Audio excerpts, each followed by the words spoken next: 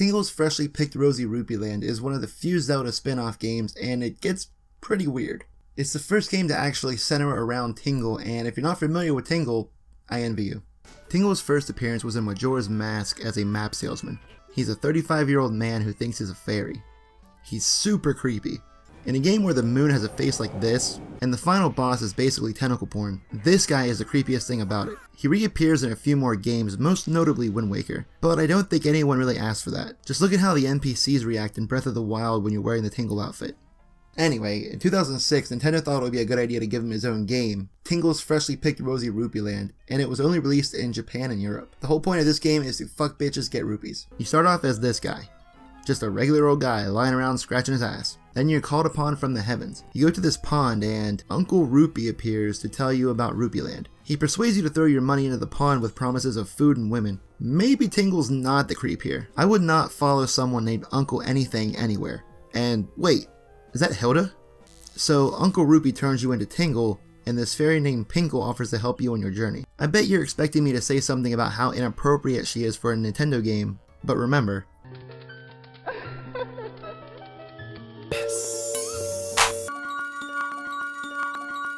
this game is all about money.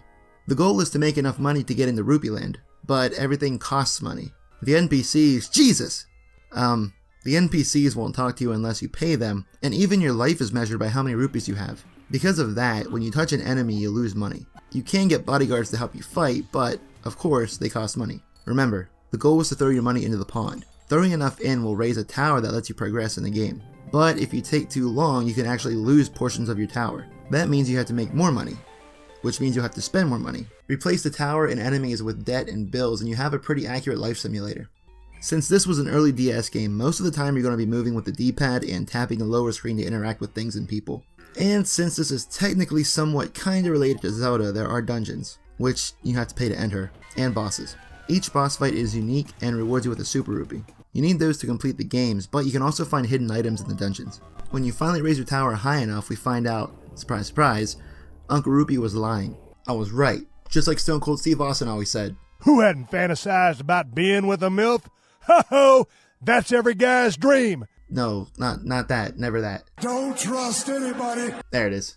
He's been stealing your money the entire time, and Rupeeland is a lie. This makes Tingle angry, and you wouldn't like him when he's angry. Or any other time, really. He's not a very likable character. You take off to the moon to confront Uncle Fester and fight him Ikaruga style using your rupees as both ammo and health. This guy is relentless, and the battle has 3 phases. First, you'll fight him, his guards, and his pets.